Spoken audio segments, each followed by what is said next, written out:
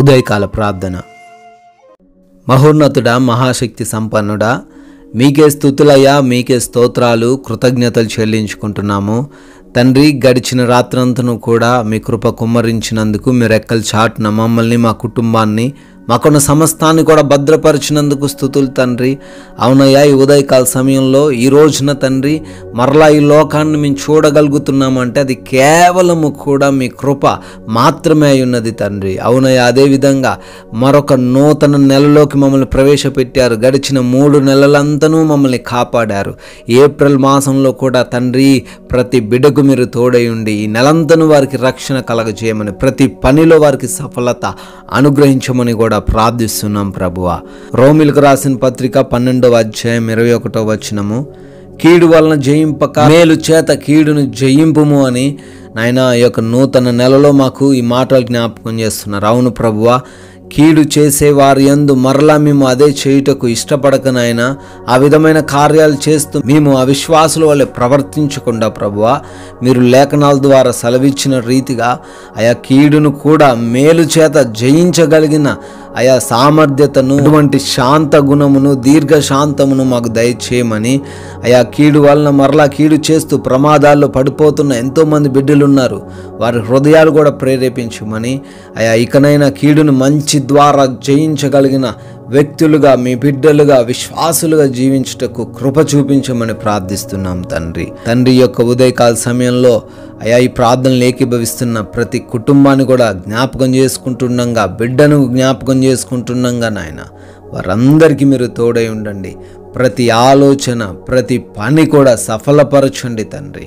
అయా చేస్తున్న ఉద్యోగ, వ్యాపార, పరిచర్యలు, వ్యవసాయపు పనులు, బిడ్డలు ఏ పనుల్లో అయితే ముందుకు ఈ రోజున సాగాలని ఆశపడుతున్నారో వాటన్నిటిలో బిడ్డలకు ఈ రోజున విజయాన్ని దయచేయండి. ఏ ఆటంకము, ఏ అడ్డు లేకుండా ప్రభువా బిడ్డలకు మీ యొక్క మార్గాలను సరళపరచండి ప్రభువా. వారి కష్టార్జితమును 100 ఆశీర్వదించండి ప్రభువా. అదేవిధంగా మా మార్గాలన్నింటిని బట్టి ప్రార్థిస్తున్నాం. వెళ్తూ ఉండంగా, వస్తూ ఉండంగా క్షేమాన్ని దయచేయండి, రక్షణను అనుగ్రహించండి. మా వాహనాలను, మేము వెళ్తున్న మార్గాలను మీ స్వాధీనంలోకి తీసుకొనండి ప్రభువా. ప్రతి బిడ్డను కూడా సురక్షితంగా వారి గమ్యస్థానాలకు చేర్చమని బ్రతిమాలుకుంటున్నాం ప్రభువా.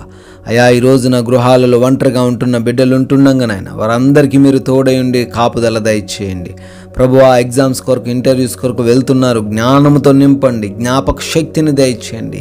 సెలెక్ట్ అవ్వడానికి, పాస్ అవ్వడానికి, క్వాలిఫై అవ్వడానికి కృప చూపించండి తండ్రి.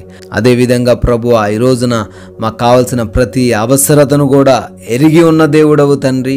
అయా ప్రతి వాటిని సమృద్ధిగా దయచేయండి. అప్పులు అనే సమస్య లేకుండా, అనారోగ్యం అనే బాధలు లేకుండా ప్రభువా వారి జీవితాల్లో శాంతి, సమాధానంను, నెమ్మదిని అనుగ్రహించండి ప్రభువా. బిడ్డలు కుటుంబాన్ని ప్రేమించే హృదయాన్ని దయచేయండి.